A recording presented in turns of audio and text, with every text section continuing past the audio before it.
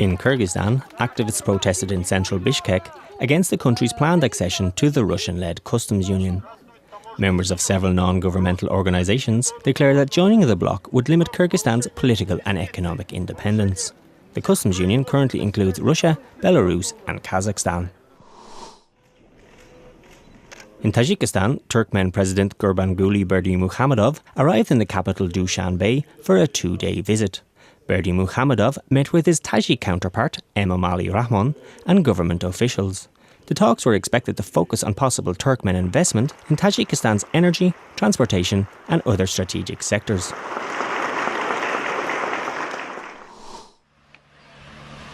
In northwest Pakistan, armed men in the Khyber tribal district attacked the convoy carrying supplies for NATO forces in Afghanistan.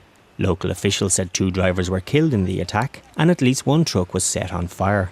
The attackers were reportedly armed with AK-47s and rocket-propelled grenades. In Iraq, mortar shells struck houses in the city of Ramadi as fighting continued between security forces and militant groups. The Al-Qaeda-linked group, the Islamic State in Iraq and the Levant, and other militants have been battling government forces for control of Ramadi and Fallujah, also in Anbar province, since the beginning of the year. Shifting parts of Ramadi are under the control of militants. In Syria, the Constitutional Court announced that 3 candidates, including President al-Assad, have been registered for the presidential election scheduled for June 3rd. Several potential candidates have been rejected but had the right to appeal over the next few days.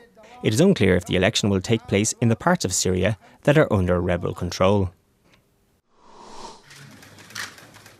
In the Serbian capital Belgrade, EU Enlargement Commissioner Stefan Füle met with Prime Minister Aleksandar Vučić and other top officials.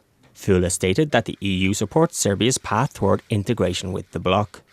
He said that Serbia's top priorities on that path are economic reform, strengthening the rule of law and normalising relations with Kosovo.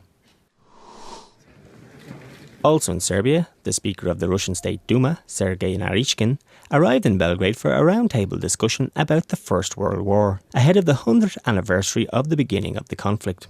On his arrival, Naryshkin thanked Serbia for supporting Russian policy during the current crisis in Ukraine. Naryshkin is also due to visit a memorial to victims of the 1999 NATO bombing campaign in the former Yugoslavia. And that's the video roundup from Radio Free Europe, Radio Liberty.